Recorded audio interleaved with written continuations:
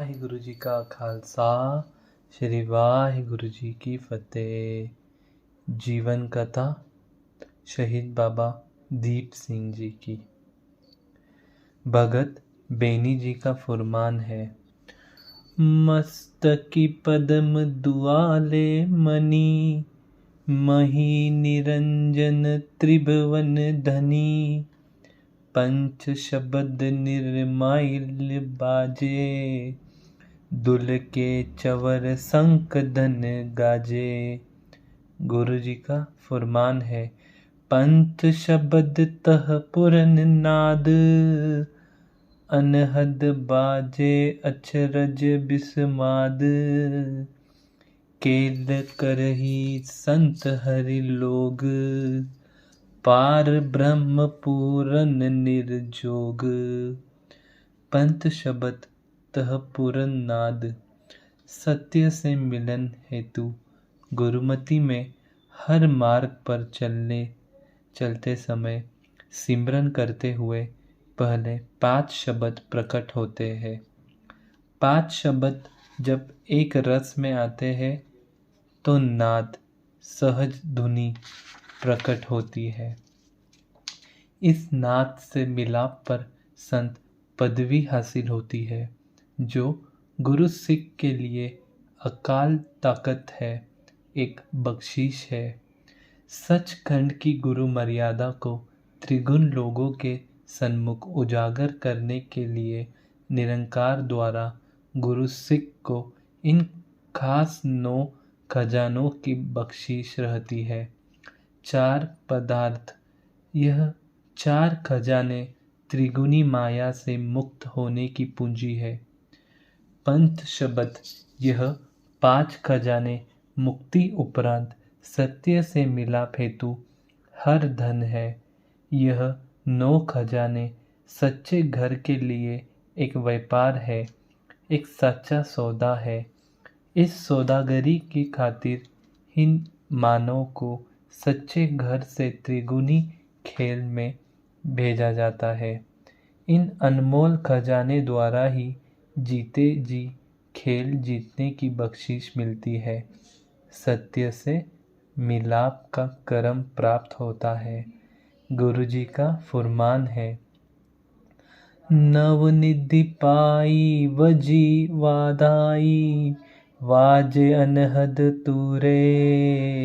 कहो नानक मैं वर घरी, पाया मेरे लाथे जी सगल विसुरे।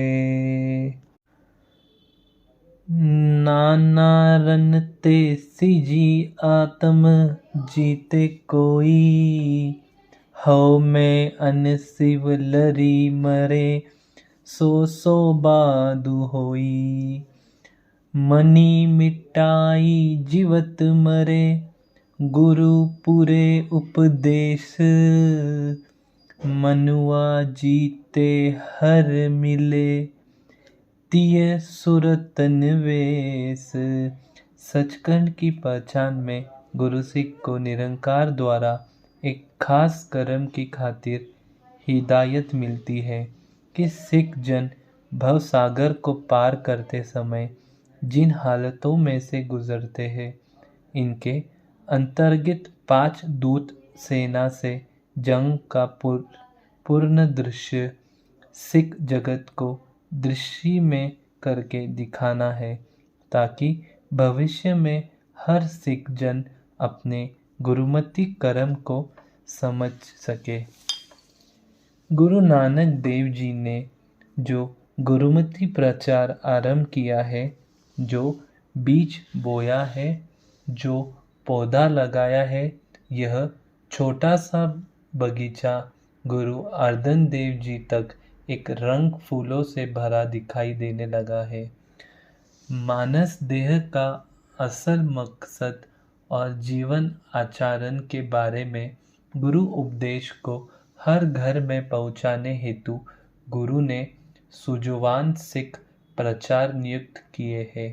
गुरु कृपा द्वारा इन प्रचारकों की बदौलत अनगिनत प्राणियों ने साबत सूरत गुरु सिख को धारण करके गुरु नानक जी की शरण कबूल की है।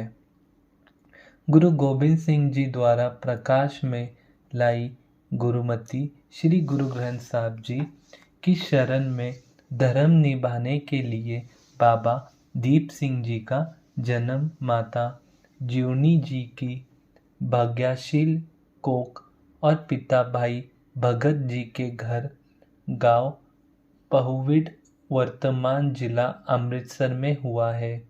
गांव की धर्मशाला में भाई भगत जी नानक नामलेव सिख संगत की खास गिनती में रहते थे।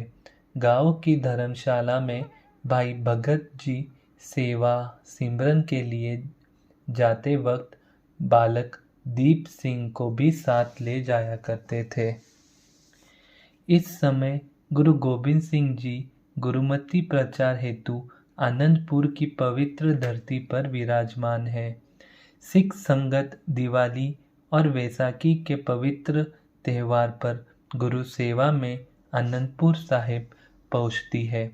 इस पवित्र स्थान पर गुरु जी की शरण में बैठकर सिख संगत पहले प्रहर गुरु मंत्र का जाप करती है।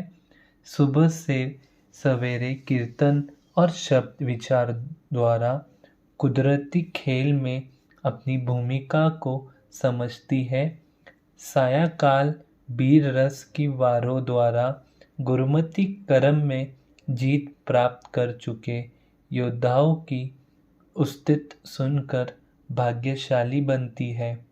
बचपन में गुरु घर से प्यार का मतलब एक खास मकसद हेतु महान आत्मा का जन्म है। ऐसी उज्जवल शख्सियत का माया के घर में जन्म सफ़र और मृत्यु बाबत हेत गुरुबानी के अनुसार विचार करेंगे। अनगिनत मनुष्य जन्म प्राप्त करके त्रिगुण संसार के सफर पर निकलते हैं। पूर्व जन्म में गुरुमति ज्ञान की कमी और मोह माया में फंसे हुए लोगों सब कुछ गवा बैठे हैं। समय समाप्ति पर पता चलता है कि मानस देह का जो मकसद था वह पूर्ण नहीं कर सके, तो एक पश्चाताप रहता है। तब तक अवसर समाप्त हो चुका होता है।